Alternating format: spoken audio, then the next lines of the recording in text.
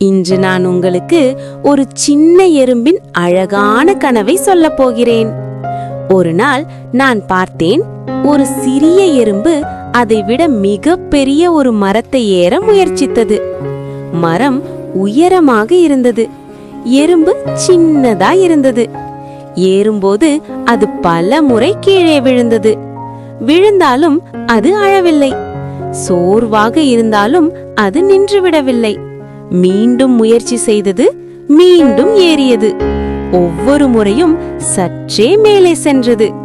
இறுதியில் அந்த சின்ன எறும்பு மரத்தின் உச்சிக்கே சென்றது. அங்கிருந்து உலகத்தை பார்த்தது. அதன் கனவு நனையப்பட்டதை நான் மகிழ்ச்சியுடன் பார்த்தேன். சின்னங்களே, இந்த கதையிலிருந்து நான் கற்றுக்கொண்டது என்ன தெரியுமா? விடாமுயற்சி இருந்தால் சின்னவருக்கும் பெரிய கனவு நனையும். நீங்களும் எப்போதும் முயற்சி செய்வீர்கள் இல்லையா? நான் இன்று ஒரு அழகான ஆற்றை பற்றிய சிறிய கதையை சொல்லப் போகிறேன்.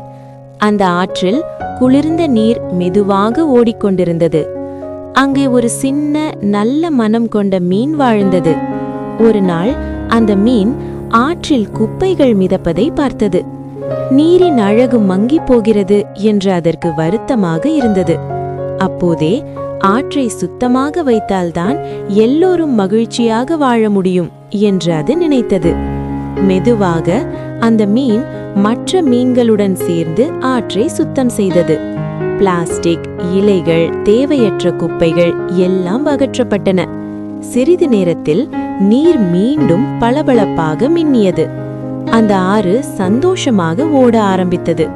இந்த கதை நமக்கு என்ன சொல்லுகிறது தெரியுமா? நம் வீட்டை நாமே காக்க வேண்டும். அதேபோல் நம் இயற்கையையும் நாமே பாதுகாக்க வேண்டும். உலகம் நீலம் நிறம். ஒரு அழகான காட்டில் பள்ளி சென்று ஒரு சுறுசுறுப்பான அணில் இருந்தது. அது தினமும் பள்ளிக்கு போய் திரும்பி வரும் வழியில் விதைகளை தேடி தேடி களைத்து போய்விடும். சில நாட்களில் எவ்வளவு தேடியும் உணவு கிடைக்காமல் அணில் சோகமாக உணர்ந்தது. அந்த நேரத்தில் காட்டில் வாழும் ஒரு பறவை அணிலின் நிலையை கவனித்தது. அன்புடன் தன் உணவை பகிர்ந்து கொடுத்தது. அணிலின் பசி தீர்ந்தது, மனமும் மகிழ்ந்தது. அந்த நாளிலிருந்து அணில் உதவி என்றால் என்ன என்பதை புரிந்து கொண்டது. நன்றி சொல்லும் மனம் எவ்வளவு முக்கியம் என்பதையும் கற்றுக்கொண்டது. இந்த சிறிய கதையிலிருந்து நாம் கற்றுக்கொள்ள வேண்டிய பாடம் ஒன்றுதான். உதவி செய்யும் நண்பர்தான் வாழ்க்கையில் கிடைக்கும் உண்மையான செல்வம். அறிவியல் தினசரி தகவல்களும் நெறிக்கதைகளும் பீக்கபூ தமிழில். இந்த வீடியோ பிடித்திருந்தால் சப்ஸ்கிரைப் செய்யுங்கள். லைக் அண்ட் ஷேர் செய்து நண்பர்களுக்கும் சொல்லுங்கள்.